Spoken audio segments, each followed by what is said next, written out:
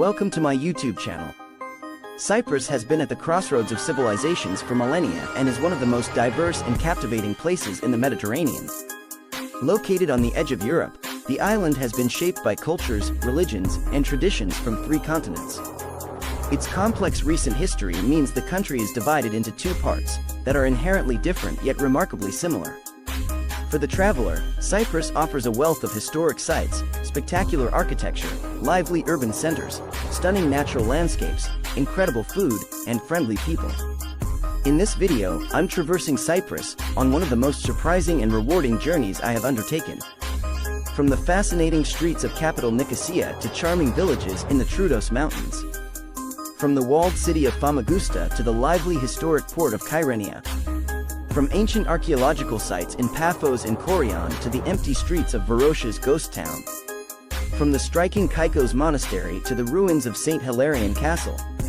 And from the seafront promenade of modern Limassol to the rugged coastal scenery of Cape Greco National Park.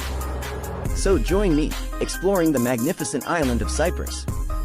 Nicosia. We begin our journey in Nicosia, the intriguing and bustling capital city of Cyprus. It's the island's most important financial and business hub, but also brims with culture and history. First settlements date back some 4,500 years, and slowly grew into a city that was influenced by numerous civilizations. Today, it's known by many as the last divided capital city in the world, symbolizing Cyprus' complicated political situation.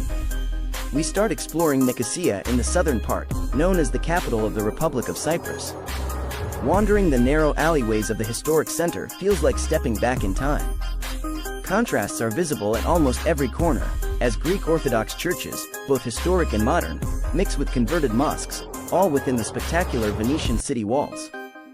Don't miss the Ledra shopping street, popular with both locals and tourists, and walk all the way to Leftaria Square, which marks the beginning of the modern part of Nicosia.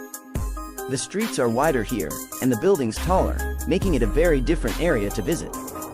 From busy corner cafes and restaurants to vibrant farmers markets, it provides a great insight into daily life in the city. As you make your way through Nicosia, you often notice streets that are blocked with barriers and barbed wire. These form the start of the so-called Green Line, or UN buffer zone that separates the southern from the northern part of the city. After gaining independence from Britain in 1960, Cyprus experienced some violent years, and was eventually divided into a southern Greek and northern Turkish Cypriot part. The Greek side is now member of the EU, while the Turkish is supported and recognized by Turkey. The border crossing is relatively straightforward, and these days there's a lot of interaction back and forth. Many people have friends and families living across the border, and the hope of reunification remains. That said, the northern part feels distinctly different, with a noticeable Turkish influence. Smells of fresh bread and baklava welcome you after the crossing, and you hear people speaking mostly Turkish. It's fascinating to explore the alleys here, absorbing the sights and sounds of daily life happening around you. From small bazaars selling groceries and souvenirs, to the captivating Buya Khan, a beautiful example of Ottoman caravanserai architecture, and now a popular tourist site. I'm now walking through some more residential areas, a bit further away from the center of this part of Nicosia. It's a very different atmosphere. Many of the houses are a little bit older, and perhaps a bit neglected as well. Beautiful nonetheless. Other places not to miss include the impressive Selimiye Mosque, which was being renovated at the time of visit, and the small but delicate Armenian church. After a hearty meal and strong Turkish coffee, it was time to head back to the south, and travel on to the next destination. Troodos Mountains, often praised for its coastline, Cyprus also has a beautiful interior, with the spectacular Troodos Mountains at its core.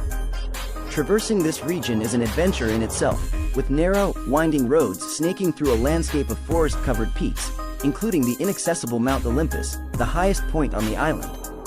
Along the way, you'll find charming villages with welcoming people, and medieval churches and monasteries.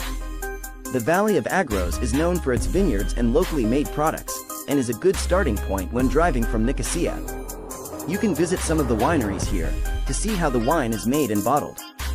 The main village is also home to several traditional warehouses and workshops, my favorite of which is Nicky's Sweets, that specializes in marmalades and preserved fruits. Welcome, I'm Nicky, and here we cook traditional sweets and marmalade. We cook about 90 different products. You can come here, taste everything, and see how we cook it. Driving deeper into the mountains, we come across some incredible Byzantine monuments, famous for its colorful frescoes. Scattered around the area, they include the monastery of Agios Ioannis Lambadistis and the small but sophisticated Archangelos Mikhail in the appealing town of Padoulas. Probably the most famous historic site in Troodos is the imposing Orthodox Caicos Monastery. Founded in the 11th century, it was destroyed and rebuilt multiple times over the years.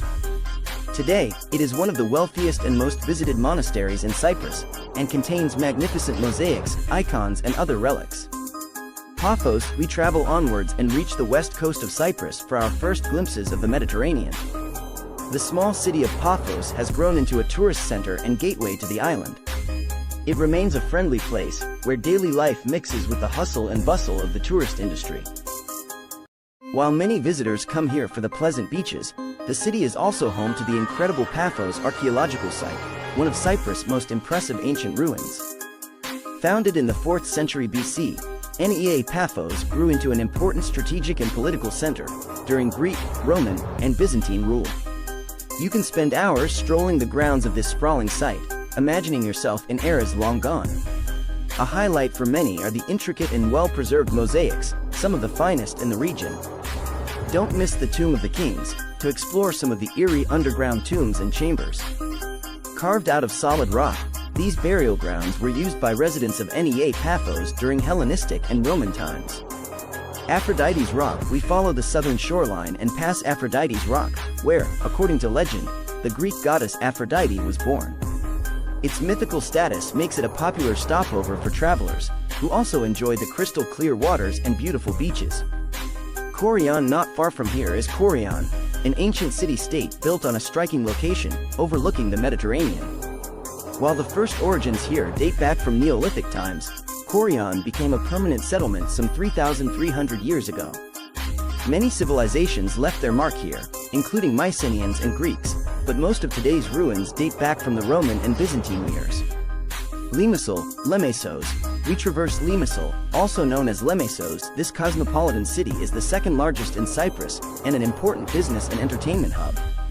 It's also gaining a reputation as a foodie destination and serves as a convenient jumping-off point for sites in the area. We only spend a few hours here, strolling the palm fringe promenade, and enjoying a refreshing juice, before heading back inland. Shoarakoisha, located on a hillside not far from the main highway, is Shoarakoisha, one of the oldest and best preserved prehistoric sites in the eastern Mediterranean. It's the earliest permanent settlement found in Cyprus, dating back to the 7th century BC. So behind me are some of the oldest parts of this whole excavation site. It's almost hard to imagine that these were people's living rooms, bathrooms, and even kitchens. Remarkable! Walking past reconstructed huts and excavation sites gives a great insight into the evolution of human society in this region. Lefkara, surrounded by steep valleys filled with pine trees and olive groves, is Lefkara, one of the island's most picturesque villages, and our next destination. It offers a great escape from the coastal cities, with a friendly atmosphere and fresh mountain air. Famous for its historic embroidery, lace, and silverware production, Lefkara was among Cyprus' most influential towns during the Renaissance. Although many of these flourishing industries collapsed in the 1930s, you can still witness artisans at work in the narrow cobblestone alleys and Venetian merchant-style houses. Welcome to Lefkara. This is the original what I make here. I work just by memory. We make these with a specific design. And this design is made in the style of Leonardo da Vinci. It's one of the most famous designs in Lefkara. I use Irish linen and cotton from France. This is traditional what I make, and has brown and white color. Larnaca, we continue our journey to Larnaca, a laid-back coastal city in the southeast of Cyprus. It has a beautiful seaside promenade, where locals and tourists mingle in the many restaurants and cafes. Despite the vast number of travelers arriving at its airport, Larnaca retains a real sense of community and gives a good introduction into Cypriot daily life. Besides the beachfront, the city also boasts a small but intriguing historic center. From Larnaca's fort and Grand Mosque, which is still a working place of worship, to the imposing Church of St. Lazarus. Named after the biblical figure Lazarus of Bethany, who supposedly fled here from Judea after being resurrected. The church provides an eclectic mix of Byzantine architecture and Orthodox influence. We drive further through a countryside filled with tiny villages and farms, and pass Aya Napa, a city known for its holiday resorts and clubbing scene in summer, to reach our last destination in southern Cyprus, Cape Greco Peninsula. Cape Greco, this national park is famous for its dramatic rock formations, sea caves, and limestone cliffs. It's a beautiful place with rugged scenery, full of walking trails, and for the adventurous, cliff diving opportunities. Cape Greco has an end-of-the-world feel, and in fact, is also the easternmost point in the EU. Famagusta, we cross the border again, and travel to the northern part of Cyprus to visit the walled city of Famagusta. Although first settlements were established here over 2 millennia ago, Famagusta really started to flourish from the 12th century, and became one of the wealthiest and most influential places in the eastern Mediterranean. This prosperity and luxury slowly faded during Genoa's and Venetian rule, until the city was captured by the Ottoman Empire. Today, the historic center of Famagusta provides a great insight into this former stronghold, with a dense network of alleyways and crumbling churches. At its very core stands the massive Lala Mustafa Mosque, a former cathedral that is now the main place of worship for local Muslims. It's a fascinating building with a combination of Gothic architecture and Ottoman influence, most notably the added minaret. I'm now inside the Lala Mustafa Pasha Mosque, which used to be a cathedral, until it was converted into a mosque in the 16th century, when the Ottoman Empire invaded Famagusta. It's a remarkable building. Other landmarks include the Othello Tower, an ancient castle built by the Lusignans, and, of course, the 15-meter-high Venetian walls that surround the old city. Make sure to stop by this famous confectionery, selling everything from wedding cakes to Turkish delights and baklava. Varosha, outside Famagusta's city walls, we are tragically reminded of Cyprus' complicated political situation and recent history. This abandoned neighborhood is called Varosha, and used to be a thriving beach resort, attracting tourists from afar, including many celebrities. In its heyday, it was given the nickname, French Riviera of Cyprus. All that changed in 1974 when Turkish forces invaded northern Cyprus, after a coup inspired by the Greek military junta, essentially splitting the island in two. Varosha's mostly Greek Cypriot inhabitants fled south, intending to return when things would stabilize. In the years that followed, however, the area was fenced off by the Turkish army and Varosha turned into a ghost town. Closed for decades, except for Turkish military and UN personnel, parts of Varosha have recently opened to the public. Following a newly paved road, you can walk or cycle past overgrown hotels, restaurants, stores, and houses. Doing so is an eerie, somewhat surreal experience, and a stark reminder of the sensitive political reality on the island. For Greek Cypriots, the reopening of Varosha is a worrying development, as it threatens their aspirations to one day return to their homes. We drive through the mountains and reach the northern coastline, dotted with pretty beaches and small towns. After a roadside snack, we arrive in the sleepy hillside village of Belape, home to one of the most impressive monuments in northern Cyprus. Belape Abbey dates from the 12th century, and was built by the canons regular, who fled the Holy Land, after the fall of Jerusalem to Saladin. The initial structure was expanded several times over the years, and grew into a grand complex, including a church, cloister, communal kitchen, and refectory. It's a tranquil place to wander around, especially in the morning before most visitors arrive.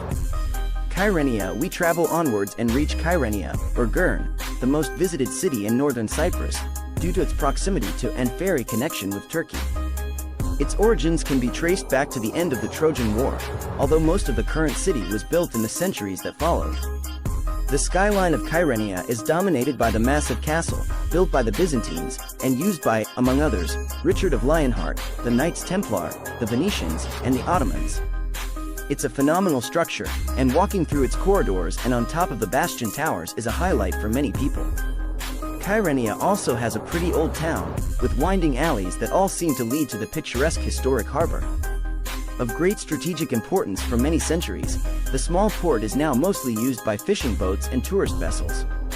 It's a wonderful place to explore and soak up the atmosphere, strolling past popular restaurants and cafes, many of which serve traditional Turkish food and pastry. St. Hilarion Castle, we finish our journey on one of Cyprus' most spectacular locations. Built on top of a craggy mountainside, with sweeping vistas all around, is St. Hilarion Castle. Named after a monk who lived a secluded life here, a fortified church and chapel were constructed by the Byzantines, and then further expanded by the Lusignans. Today, you can explore the crumbling towers, tunnels, hidden courtyards and ancient apartments of the remaining ruins of the castle. Climbing the steep pathways and stairs is not for the faint-hearted, but reaching the top rewards travelers with incredible views of the rugged surrounding landscape. And that concludes my journey through Cyprus, a diverse and eye-opening travel destination, with captivating historic landmarks, spectacular natural scenery, lively urban centers, charming villages, delicious food, and friendly people. I realize I have only scratched the surface, and you could spend months exploring this beautiful Mediterranean island. Yet I still hope this video gave you some travel inspiration, or at least provided a glimpse into this complicated but fascinating part of the world. Thanks for watching, and I hope to see you again next time. Travel safely.